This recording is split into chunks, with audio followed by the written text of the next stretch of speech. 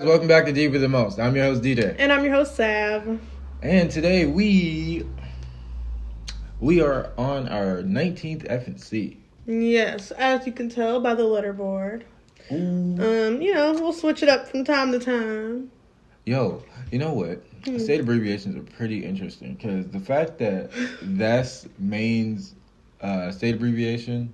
We didn't know. We had to figure it out. Yeah. But we're in Maine with this episode. Never been to Maine personally. Yeah. Me neither, no. And we're on episode 45. 45 episodes, which means you have 44 other episodes to check out and a couple of short stuff things. So get on it, man. What are you doing? Yes, our little bonus episodes. We'll probably have another not FNC, but short stuff bonus episode coming out soon. Those are audio exclusives. For sure.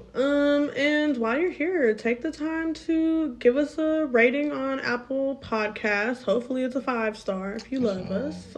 Leave us a rating or review. It helps us out a lot. Reviews on Spotify, all that good stuff. We just uploaded our Spotify Wrapped, and for sure. You guys I must say I'm proud of us. You guys have been coming through, man. I really appreciate y'all, man. The DTM fam is growing strong. Our Cosmonites are on and ready, tuned in. On a mission out here. Yes, always on a mission. For sure. But yeah, back to Maine. Like, I've never really had an interest to go either. Me either. Nobody talks about Maine. The only thing that I've heard about Maine is they have really good water. Like, their tap water is the best in the country, apparently. Yeah. But other than that, nobody really talks about Maine. Yeah. But today we will be. We are going to be talking about the disappearance of Mary Olenchuk. And we don't have any dose of the most for today. Let's go ahead and get on into this case. It's kind of nice that we don't have a full dose of the most segment for this FNC. Because it kind of gives us the chance to just focus completely on the case, and spend more time discussing the case, as opposed to finding time to talk about other topics. So it's nice to switch it up and do something different for once, because usually we do have a dose of the most for every video, right? Including the true crime aspect, like our FNCs. Yeah. But I think it's nice to try something different. Yeah, because why not? You know what I'm saying? So, when and where? This happened on a Sunday, August 9th in 1970. It's always the 70s. Always. Yeah, that's creepy. The 70s overall was just a crazy time. Yeah, the decades before we were alive, bruh. Y'all was wilding out here. Intense. Just a lot was going on. For sure. Honestly. And it took place in Ogunquit, Maine. Ooh, that's a mouthful. Yeah. Ogunquit. I've never heard of that before. Me either. So let's get into a little bit about Mary and her family. Mary was 13 years old. She had red hair and blue eyes. So was she a natural redhead? Or was it just dyed red? No, it was natural. Nice. That's cool. I love redheads. I don't know what it is, but it's just their features are always unique, and the freckles and just the color of their hair is amazing. That's just so cool that we can produce such amazing colors. It is really beautiful. Mary's father, Peter, who was 48 years old, was an Army Brigadier General of the Army Supply Depot. He was married to Ruth Olenchuk, and they had 3 daughters by the names Nancy, Jane, and Mary. And the Olenchuks had a 7-bedroom summer cottage in the coastal tourist town of Ogunquit.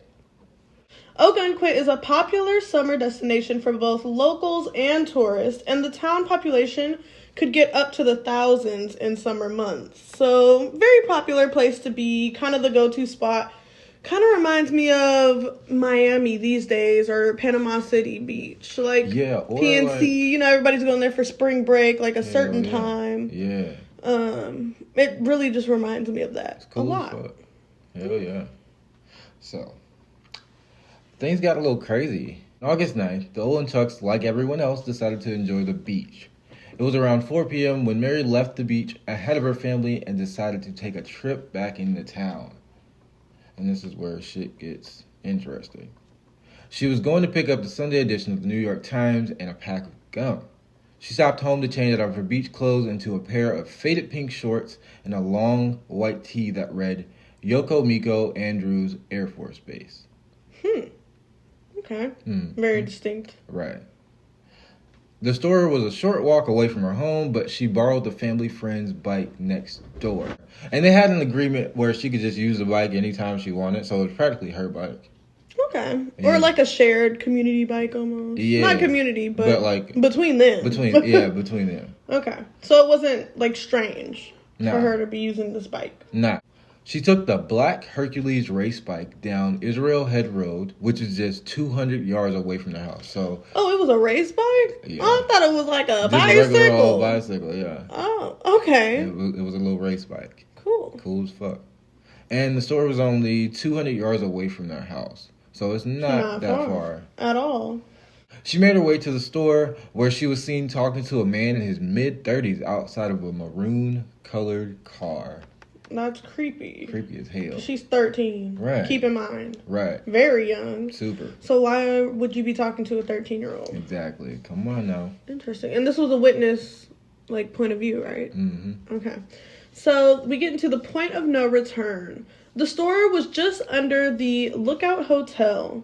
A woman says she spotted Mary getting into a maroon-colored car with a suspicious man, but she thought nothing of it. Not knowing the situation, Right. she didn't think to she say probably anything. thought that he was like a friend or like Right, whatever. somebody she knew. Yeah. Yeah, a family member or something. Mm-hmm. But like every true crime person says, like everybody in the true crime community knows that if you see something, say something. Like Right. it doesn't matter. Don't matter what it is. It's better to report something that you think is odd or weird and Be potentially be wrong, but like at least you took the initiative to speak up and say something when, you know, like what if that does help? What if what if there is actually something wrong? So you can never be too sure. Right.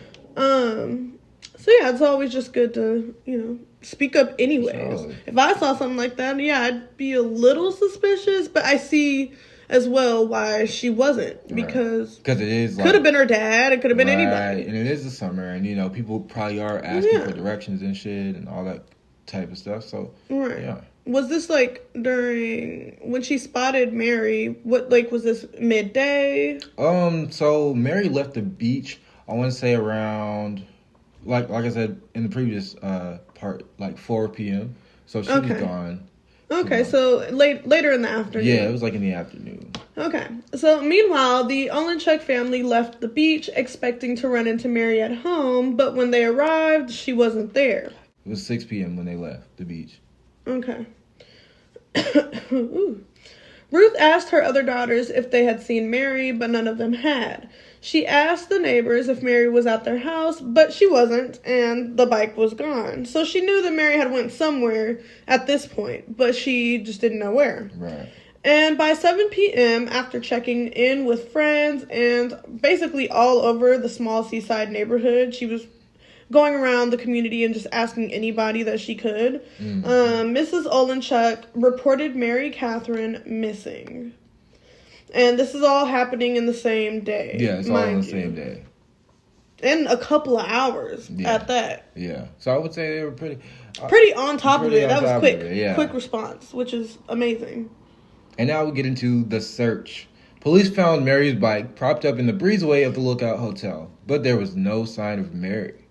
Over the next couple of days, a massive air and ground search took place. Army helicopters and volunteer firefighters carried out a 3-mile coastal search, combing through wooded areas, looking for any abandoned cars and any trace of Mary, but they did not find anything. That's gotta be so frustrating, though. Yeah, that's super frustrating. Especially when you, like, you know you're close. Like, you know where she last was seen. I mean, you basically got reports of her missing right away, in a sense. Quicker than what most people are told that they're allowed to report somebody missing. Because what, isn't it like 48 hours? It's not, but they say that it is. Right. And it's really not. They just like to put a 48-hour grace period on it because in some cases people do return, sometimes you just go MIA for a couple of days. But I mean, with a 13-year-old child that was just going to the store to get gum. Right. Yeah, there's no reason why she would have to wait 48 hours. Right. That's suspicious. Like, come on, my kid is... Because at that point, I'm questioning the police. Right, because she just went to the store to get gum. Why would she... Yeah, exactly. Gum don't take that long. At all. And there ain't too many flavors. Right. So, before we move any further with Mary's disappearance, we want to take a moment to appreciate our sponsors, and we shall return. See you soon, guys. If you haven't heard about Anchor, it's the easiest way to make a podcast. It's free and it's easy to use. There's creation tools that allow you to record and edit your podcast straight from your phone or computer, making it the best user experience around. Anchor will distribute your podcast for you so it can be heard on Spotify, Apple Podcasts, and many more, making it so you don't have to upload to each individual platform. And the best thing about it, you can make money straight from your podcast with no minimum listenership. It's everything you need to make a podcast in one place. So please, download the free Anchor app or go to Anchor FM to get started. And that's anchor.fm, spelled ANCHOR.FM. So what are you doing? Download the free Anchor app now. And we're back. All right.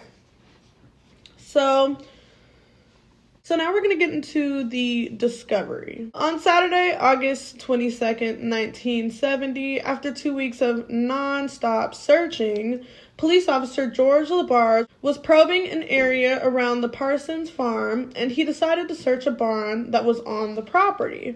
And mind you, in the beginning we did say this was a disappearance, but it also is a murder. Unsolved, of course. Right. Literally every single FNC we've done has been unsolved. I think they all will be.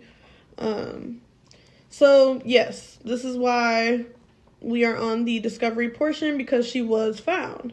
While searching, Labarge found the partly decomposed body of Mary Olenchuk under a pile of hay with a piece of rope wrapped tightly around her neck. That shit is crazy. Huh? That shit is crazy. It's crazy, it's sad, it's frustrating, it's maddening, because why? Right. You know? Mm-hmm. Like, there's no logical explanation for people to do things like this. Just none, you know? Yeah, no. Especially the children. Right. Especially the children. So, the barn was only a few minutes from the Olenchuk summer home. The area had been searched before, but nothing was previously found. So, this could mean that either she was still alive during this time that they were searching previously, or the body was placed there after the fact. Right. And that means that somebody was scoping the scene or the area. Right. Or keeping up with police, or, dare I say it, working with the police. You know? Yeah. So, because how else would you know that that's where police are looking? And it's kind of perfect to put it in a place that they already looked. Because why would they go back unless they have a lead? Right. So, authorities transported her body to a hospital in Waterville, Maine to be examined. They examined bodies at the hospital? Or was it at a coroner's office? No. That's... Okay. That's weird. What the fuck? Dr. Irving Goodoff performed the autopsy and concluded that Mary had been strangled to death, but no other physical injuries occurred. And I just want to stop for a second to say I've never heard of a doctor doing an examination of a body at a hospital. I ain't never heard of that either, but... very odd. Different times. That is true, but they still had coroners and all that stuff back then. In the 70s, that's not that long ago. Yeah, I know. What I was just saying. That's just weird to me. It's weird. Interesting. Okay. I wonder why that was allowed. So he also found traces of black human hair and skin under Mary's nails, which indicated that there was a struggle and that Mary had fought back. And mind you, like we said earlier, Mary was redhead, so it wasn't her hair at all. Right. Couldn't have been. No. And skin, that's crazy to think about. Yeah. Like, I can only imagine what her last moments were like, that, like, the fear, you know? Right. It's just, like, heartbreaking. It is. To think like, about just a kid. Like, I don't know. How do you do it? Like, how do you go through with it? Like, why? You know? For what reason? Yeah. There's literally none. All of her clothes were intact, which ruled out the possibility of sexual assault. This left police at a loss as to what the motive could have been. And with that being said, it makes me feel like there wasn't one. I mean, even if there, quote unquote, is a motive, there isn't. Right. And I say this all the time. But it is odd, too, that she wasn't sexually assaulted, because it does raise the question even further, what really happened? Like, why? Reason? Yeah. How could it get to this, whatever it was? So, yeah, that's very... I don't know, it raises an eyebrow. Yeah, it's just super odd. So, a tourist influx in Ogunquit. Ogunquit was a tourist destination which caused the town to nearly overflow with people. The town usually had a population of a few hundred, but during the summer months, the population grew close to 100,000 people. That's a lot. And that's a lot of people. Was this like a big town or no? Honestly, I don't remember off top. I don't think it was like a super, super huge town. Wow, okay.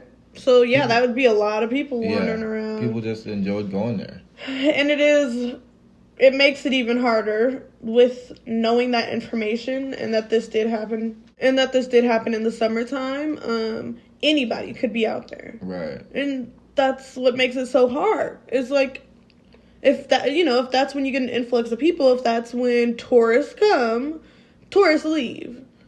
And so, if somebody could have came out there, did this, and gone back to wherever they came from and get off scot-free almost. That's what they, like, originally thought, too, so. Yeah. Which would be insane, but for what reason? Right. I don't know. It's a really odd case, though, because it's like, literally, there's no reason for it. There's no reason. The temperature was 90 degrees on the weekend of Mary's disappearance. With the beach being full of vacationers, it hampered police efforts to search for her. Yeah, and that makes sense, though.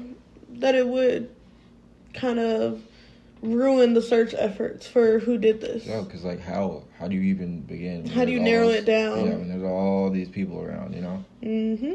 So now we're going to get into an odd theory. Mary's father, Peter, oversaw Operation Chase, which was cut holes and sink 'em, and this was an ocean disposal program where the Army would load chemical weapons onto ships and dump them in various locations. I've never heard of anything like that.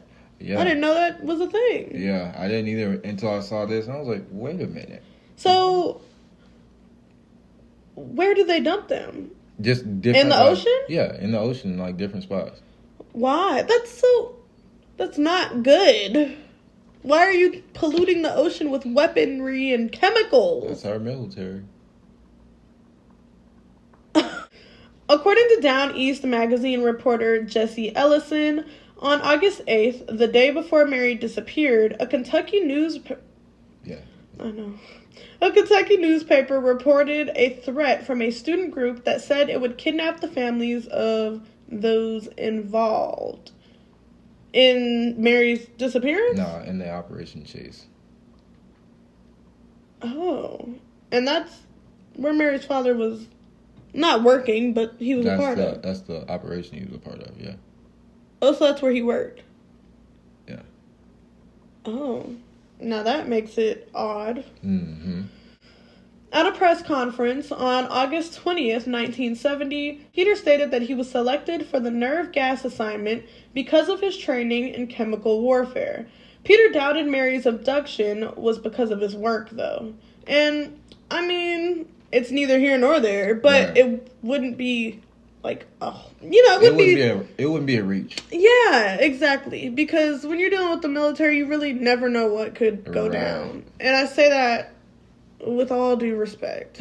But, it's just, you never know what to look out for. Yeah, because, like, how can you say, you know what I'm saying? Like, how can you really say that things like this couldn't happen because of your job? Because you're never know. Yeah, you're a military person. So people, there are people out there that have a vendetta or like an issue. Yeah. With that type of stuff. Exactly. You never know. And, it could have been something in his personal life, or it could be not related to him at all as well. Right. So, I mean, there's just nothing to sway in either direction. There's nothing to conclude that it was connected or not. Right. So the police were unable to find evidence that could link the two things together, which kind of just puts you even more in a hole, because it's like, where do we really start? Right, like where do we actually, yeah. You can't start with that because it doesn't even connect. It doesn't even make sense. So, Right. of course, they're not going to waste their time on it. Right. So now we're going to look at similar occurrences and a possible suspect. A year prior to Mary's death, there had been similar killings that occurred.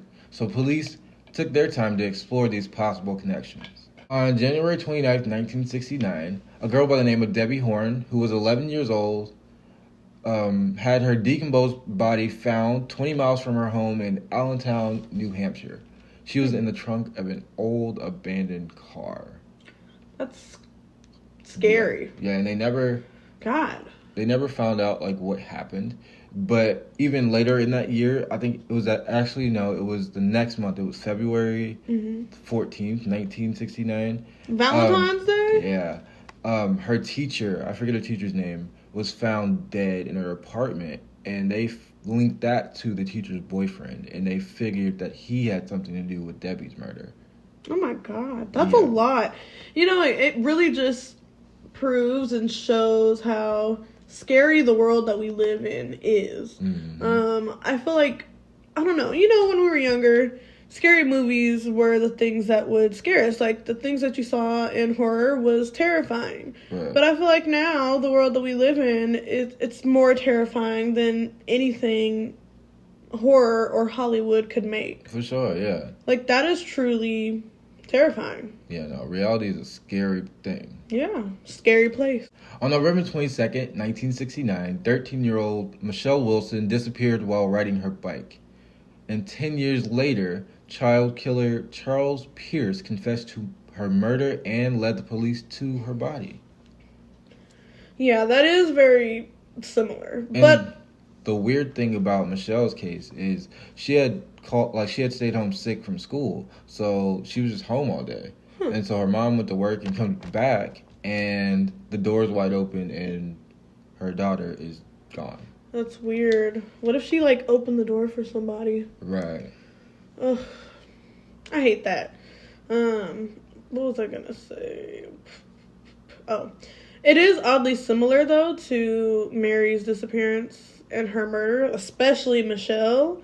But I would say, if Charles Pierce did have something to do with Mary's death, I feel like he would have confessed to that as well.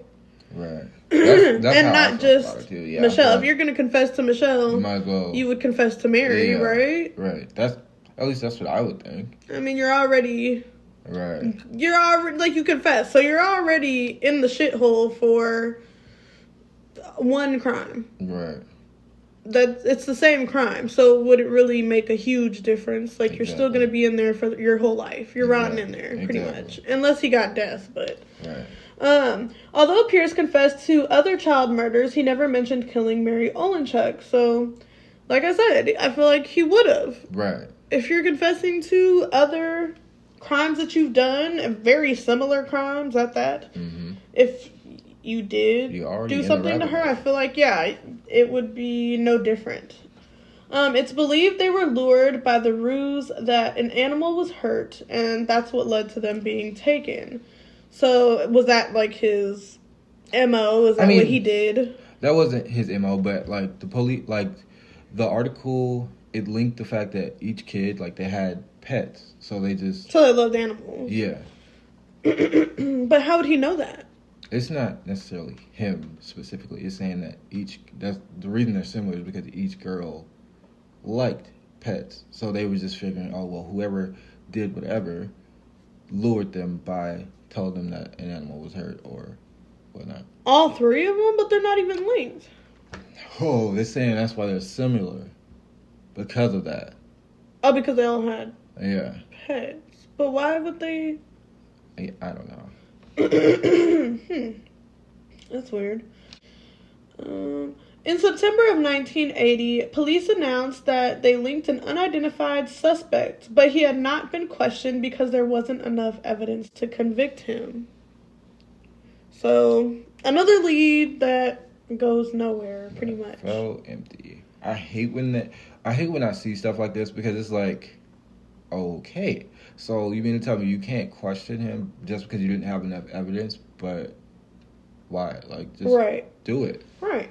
Like, just in case. Yeah. Doesn't make sense, in my opinion.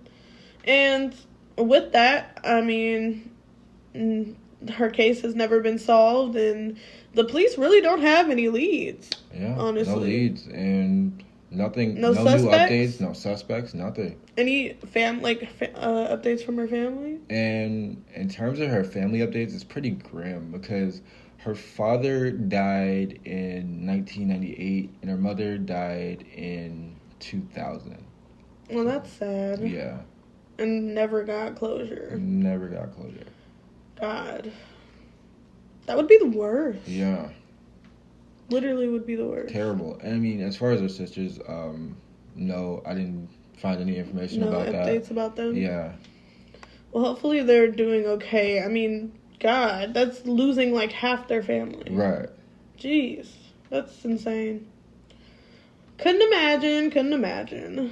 It's a very sad case, though. Like, it is. And all of our FNCs are, honestly. But I feel like it's good to talk about them. It's good to be a voice for the victims and tell their stories and just spread the word. Even though our reach doesn't go as far as we want it to quite yet, I feel like the people that do listen do care. Right. And you guys wouldn't be tuning in if you didn't. So, yeah, I feel like all of these stories need to be heard. Yeah, they all matter. You know, and even more to come. Important here, for sure. After the FNC series, we're not stopping true crime. We're definitely still gonna do other cases, and now, after FNC, we'll be able to like pick out whatever cases we want to work on. And there's a lot of interesting stuff that's been happening in these past couple of years, so we might have some more, I guess you could say, modern cases to cover, or more up to date. Yeah. More recent cases. Yeah.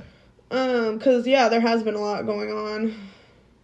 But with that being said, we are going to get into our wind down questions. And we have 3 of those today.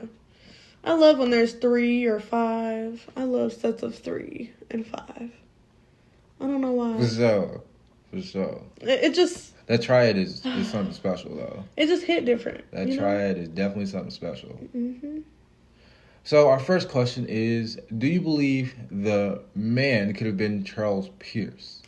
And that's speaking in terms of the man that the woman saw Mary talking to. Like I said, no. Because he would have confessed. Right.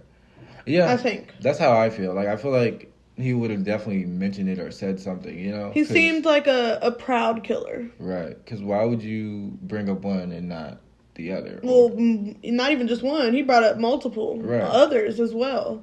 But, yeah, he seems like, one of those murderers that actually wants to take credit for their crimes. And I feel like he would have just owned up to it. He would have said it. There's no reason why he wouldn't. So our second wind down question is, what do you think actually happened to Mary? Ooh, and I'll let you go first.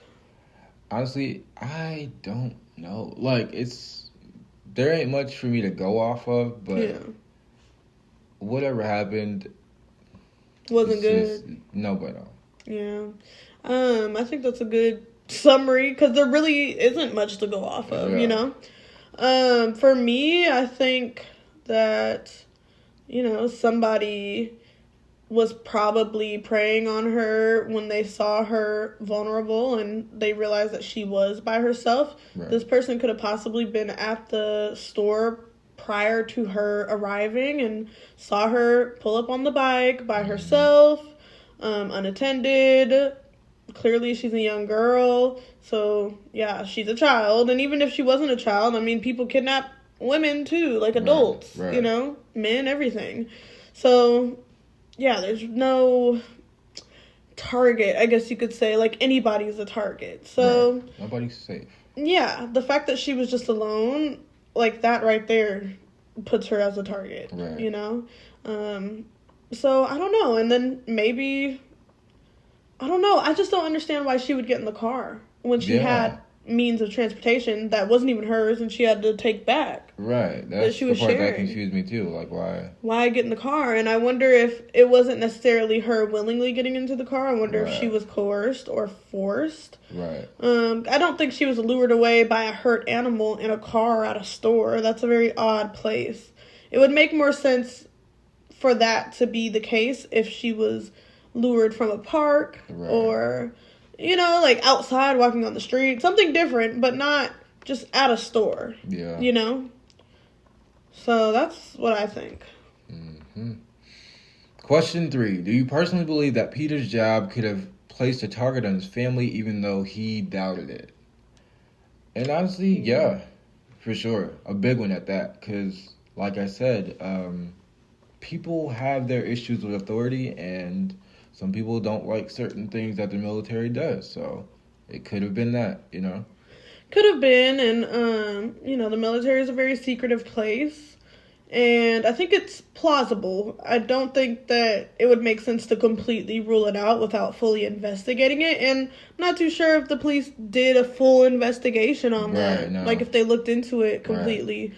But, I mean, it happens. So, it is something to raise an eyebrow to. Just like with our Indiana FNC, with the 3 businessmen. Yeah. Like, they were wrapped up in different lifestyles outside of work that didn't even pertain to their job. But, you know, yeah, they were businessmen, but that doesn't necessarily mean that that's all you are. Exactly. So the fact that he was in the military, I mean, he could have ties with other lifestyles outside of that. Right. And even if he doesn't, just like the Indiana case, it could have been somebody that they worked with or worked for in the past. Right. So it's always a possibility, which is what makes it even scarier. Because why?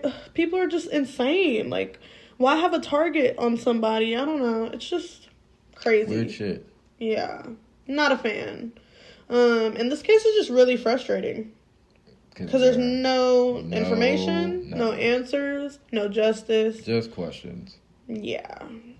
So, questions and theories. Questions, theories, conspiracies. And we want to know your guys' theories on this case. Comment down below on our YouTube what you guys think happened. Because honestly, I don't even know. Or if you're even familiar with the case, like, give us some more information. And spread the word, too. Because I'm sure there's more witnesses out there. She was at a store next to a hotel. Many people. So share the word, because you never know. Who might come across this, who might hear it, and actually remember and think, I remember being there. You know, you never know. And she was last seen wearing faded pink shorts and a white t-shirt that read Yoko, I think it was what? Yoko Mino or Yoko Miko or something? It was Yoko Miko Andrews Air Force Base. Yes. That was FNC Part 19. And we are now exiting Maine. Smooth. So, I don't know if you guys are conspiracy theorists. I would hope you are if you're watching this show. But soon, very soon, we're going to be getting into Chin Tao and the True Way cult. If you're familiar, give this a thumbs up, give it a like, comment, you know. I'm excited. If you don't know about it, get ready, buckle in, because it's an interesting cult. I'm super excited to get into it. Yeah, and we've done one cult video before, and we said we were going to bring it back. So next week, we will. Definitely.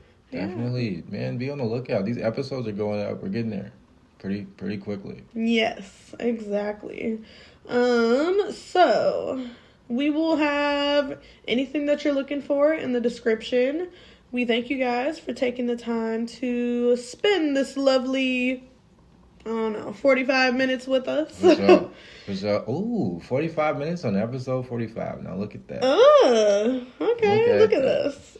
So yeah, we hope to see you guys back here with us next week. As far as kind words, check on your loved ones. They need you, cuz. Always. They need you. Never know. For sure. Never know what people are going through. For sure. Is that it? That's it for me. Mine would be to soak in the little things. There's just a lot of big things happening in the world right now. And we've been saying this for the past couple months in our episodes, but there's just a lot going on, okay? The world is just crazy, and it's easy to feel lost or misplaced these days. And it's easy to just get lost in the sauce, literally. So take the time to enjoy the little things. And by the little things, I literally mean the little things, like waking up, brushing your teeth, like enjoy those moments because they matter. The little joys in your life will always make you happy, because when nothing else does, all you have is, your memories and your gratefulness for being alive and being the person you are. So enjoy all of it, Exactly. because it's all you have. Yeah, down to the smallest thing. I don't know, putting lotion on your body, eating your favorite meal.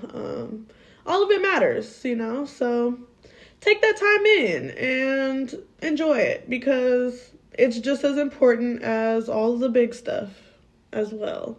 For sure. Little stuff adds up. For sure. Quick. For sure. For sure. And it's like I said, man, 45 episodes, 44 other episodes to check out. And our short stuff bonus, audio exclusives. Bonuses. Yes, those are nice. Those are always fun. They're shorter and audio only. So, they're for quick car rides or doing your makeup, or for my ladies, or whatever you got going on. Because everybody. That's true. Everybody. Yeah. And with that being said, keep loving, keep supporting, and keep watching. Stay light, stay bright, stay positive. I've been your host, DJ. And I've been your host, Sav. Catch us next week on Deeper Than Most.